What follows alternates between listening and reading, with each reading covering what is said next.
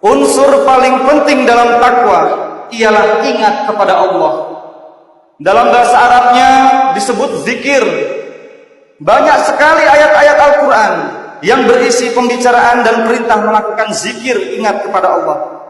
Al-Quran memberi gambaran bahwa ibadah sholat kita diperintahkan supaya kita berzikir mengingat Allah, supaya kita ingat kepadanya. Allah Subhanahu wa ta'ala berfirman, Bismillahirrahmanirrahim, La ilaha illa ana fa'budni wa aqimis sholata li dzikri. Tidak ada Tuhan yang hak selain aku, kata Allah. Laksanakanlah, dirikanlah sholat untuk mengingat aku. Quran surat Toha ayat 14. Kemudian jamaah sekalian, ada gambaran mengenai kaum munafik yang disebutkan dalam Al-Quran. Bismillahirrahmanirrahim. Wa idza qamu ila sholati qamu kusala yuraunan nasa wa la yazkuru nallaha ila qalilan. Apabila mereka berdiri untuk sholat, mereka lakukan dengan malas. Mereka bermaksud riya, ingin dipuji di hadapan manusia. Mereka tidak mengingat Allah kecuali sedikit sekali. An-Nisa ayat 142. Ingat kepada Allah, jamaah sekalian, adalah pangkal dari semua pengalaman kita dalam beragama. Itu merupakan bagian dari pengalaman yang ada di dalam, tidak saja di dalam lubuk hati yang mendalam, tetapi juga lubuk ruhani kita yang paling mendalam. Karena itu efek positifnya yang sangat membahagiakan tidak seluruhnya bisa dideteksi. Pengalaman atau efek tindakan yang paling nyata dan yang paling mudah dirasakan adalah yang menyangkut jasmani fisik kita. Sementara diri kita ini, jamaah sekalian, terdiri dari 3 dimensi, yaitu jasmani fisik, nafsani jiwa, dan yang ketiga ruhani spirit. Bila kita masukkan tangan kita ke api, langsung kita mengetahui rasa sakit akan terbakar. Tapi kalau menyangkut jiwa kita atau nafsani, maka ada the time of response, yaitu suatu tenggang waktu yang diperlukan untuk membuktikan apa efeknya. Itu biasanya tidak segera tampak. Maka dari itu, jamaah sekalian, kita sering lengah, seolah-olah perbuatan kita tidak mempunyai dampak apa-apa kepada jiwa kita, padahal mempunyai dampak yang sangat penting dan sangat besar. Lebih-lebih dampak dari tindakan ruh kita ini sama sekali tidak bisa dideteksi begitu saja dalam kehidupan kita. Maka jamaah sekalian, zikir, ingat kepada Allah, itu efek yang paling penting dalam ruhani kita, yang sesungguhnya juga wujud nyata dalam kehidupan kita. Antara lain terwujudnya perasaan tenang, tentram, dan sangat membahagiakan. Maka dari itu, jamaah sekalian, ada firman Allah yang memperingatkan kita jangan sampai lupa kepada Allah. Jangan gara-gara kita sibuk mengurus pekerjaan kita lupa kepada Allah. Allah mengingatkan, Bismillahirrahmanirrahim, wala takunu kallazina nasullaha fa'ansa'uhum anfusahum ulaika humul fasiqun. Janganlah kamu seperti orang-orang yang lupa kepada Allah, sehingga Allah menjadikan mereka lupa akan diri mereka sendiri. Allah menjadikan mereka lupa akan diri mereka sendiri. Mereka itulah orang-orang fasik. Al-Hasr ayat 19. Dalam Al-Quran, jamaah sekalian, juga disebutkan ciri-ciri kaum yang dipuji Allah sebagai ulul albab. Mereka memiliki pikiran-pikiran mendalam. Mereka yang selalu ingat kepada Allah. Bismillahirrahmanirrahim. Orang-orang yang punya akal, orang-orang yang berakal, yaitu orang-orang yang mengingat Allah sambil berdiri, yang mengingat Allah sambil duduk, yang mengingat Allah dalam keadaan berbaring tidur. Mereka memikirkan tentang penciptaan langit dan bumi seraya berkata, Ya Allah, ya Tuhan kami, tidakkah Engkau menciptakan semua ini sia-sia, ya Allah? Maha suci Engkau, ya Allah. Lindungilah kami dari azab neraka. Al-Imran ayat 191. Saudara-saudaraku kaum muslimin yang dimuliakan Allah, zikir, ingat kepada Allah, tidak mengenal ruang dan waktu. Selamanya dan dimanapun saja kita berada, kita harus ingat kepada Allah. Bila kita lupa kepada Allah, jamaah sekalian, Allah akan membuat kita lupa akan diri kita sendiri. Hanya dengan ingat kepada Allah, jamaah sekalian, kita mengetahui dan sadar bahwa hidup kita di dunia ini berasal dari Allah dan akan kembali kepada Allah. Itulah makna ungkapan yang sering kita baca, Inna lillahi wa inna ilaihi raji'un. Al-Quran mengatakan, Apakah kamu mengira, wahai manusia, kami ciptakan kamu ini sia-sia, abasa? Tidak, jamaah sekalian. Orang yang memiliki makna hidup, dia akan tumbuh menjadi pribadi-pribadi yang kuat. Seluruh tingkah lakunya akan bermakna, termasuk penderitaannya. Orang yang menderita untuk satu makna, untuk satu tujuan, akan tetap bahagia daripada orang yang meskipun tidak menderita, bergelimang harta, tetapi hidupnya tidak mempunyai arti, tidak mempunyai makna. Hidupnya akan terasa hampa, jamaah sekalian. Ada ungkapan dalam literatur Jawa bahwa Allah itu adalah sangkan paran. Sangkan artinya asal muasal, paran artinya tujuan. Ini adalah pengertian kalimat dari inna lillahi wa inna ilaihi rajiun. Kita sesungguhnya terikat oleh satu perjanjian, jamaah sekalian. Kita pernah berjanji sama Allah. Sebut saja perjanjian primordial, perjanjian yang terjadi sebelum kita lahir. Kita pernah berjanji sama Allah sebelum lahir, jamaah sekalian. Dalam Al-Quran, bismillahirrahmanirrahim, ingatlah ketika Allah mengeluarkanmu dari sulbi tulang belakang anak cucu Adam keturunan mereka, dan Allah mengambil kesaksian terhadap ruh mereka, seraya Allah berfirman, alastu birabbikum, bukankah aku ini Tuhanmu, kata Allah. Kita semua menjawab, Bapak Ibu sekalian, qalu bala, betul, Engkau Tuhan kami ya Allah, kami bersaksi ya Allah. Dan Allah lakukan yang demikian itu agar di hari kiamat kita manusia tidak mengatakan sesungguhnya ketika itu kami lengah terhadap keesaan Allah. Surat Al-A'raf ayat 172. Saudara-saudaraku kaum muslimin yang dimuliakan Allah, satu gambaran dalam Al-Quran mengenai keadaan kita sebelum kita lahir. Kita pernah dipanggil oleh Allah dalam suatu alam ruh.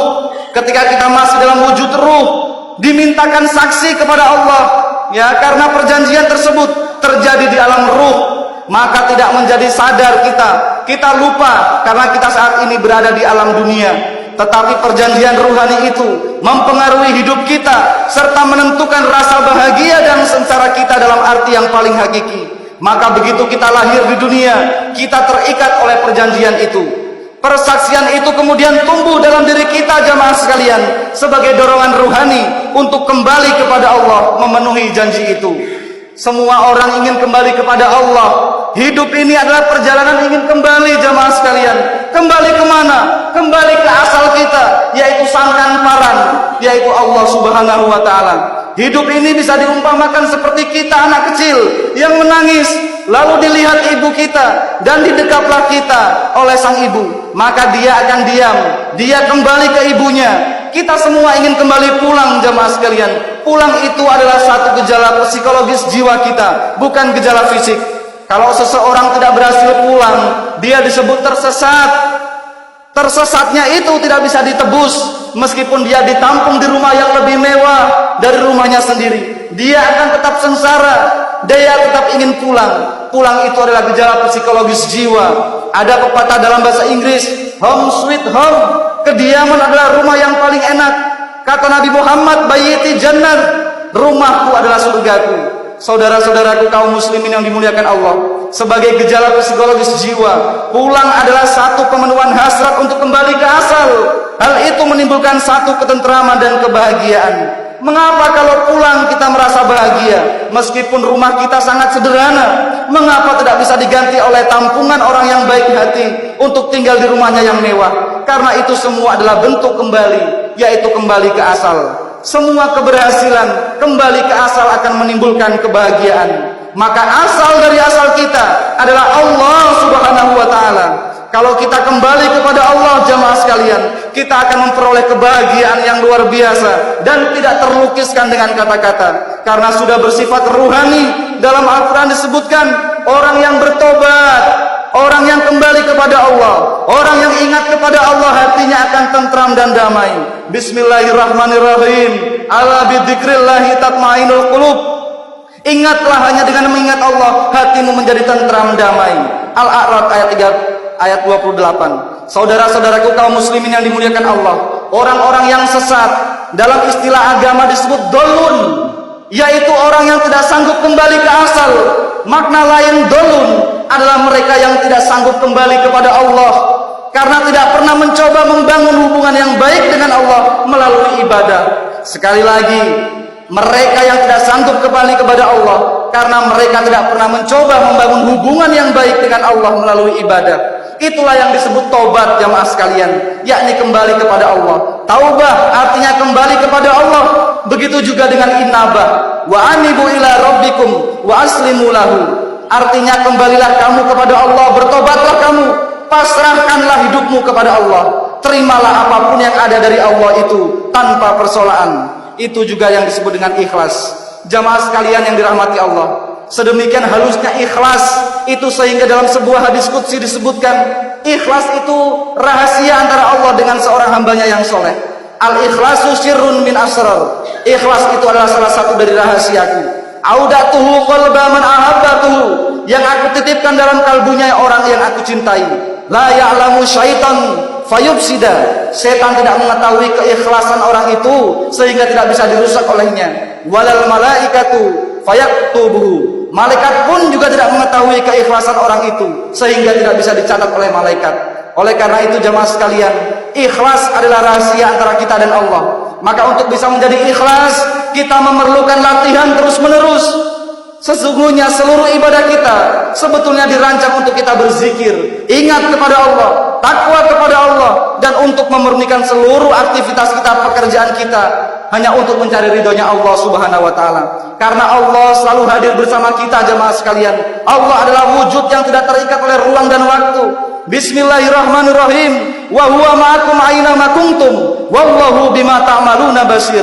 Allah bersama kamu di mana saja kamu berada. Allah bersama kamu di mana saja kamu berada, dan Allah Maha melihat apa saja yang kamu kerjakan. Al-Hadid ayat 4. Jamaah sekalian dirahmati Allah Subhanahu wa taala. Bismillahirrahmanirrahim. Fa aina ma tuwallu fasamma wajhullah. Kemanapun kamu menghadap kata Allah, di sanalah wajah Allah. Al-Baqarah 115. Saudaraku sekalian yang dimuliakan Allah, kalau kita menyadari hadirnya Allah dalam setiap detik hidup kita, maka kita akan dibimbing oleh Allah ke arah budi pekerti yang luhur. Maka kita akan dibimbing ke arah budi akhlakul karimah. Nabi Muhammad bersabda jamaah sekalian, atadarruuna aksara ma yudkhilul jannah taqwallahi wa husnul khuluq. Tahukah kalian apa yang paling banyak menyebabkan manusia masuk surga? Yaitu dia bertakwa kepada Allah dan berbudi pekerti yang luhur. Hadis riwayat Ahmad. Saudaraku kaum muslimin yang dimuliakan Allah, inilah bagian sangat penting dari takwa yang harus kita tumbuhkan dalam diri kita sendiri. Semua itu tidak terjadi begitu saja, tidak mudah jamaah sekalian. Butuh proses, butuh pendidikan, butuh pelatihan terus menerus.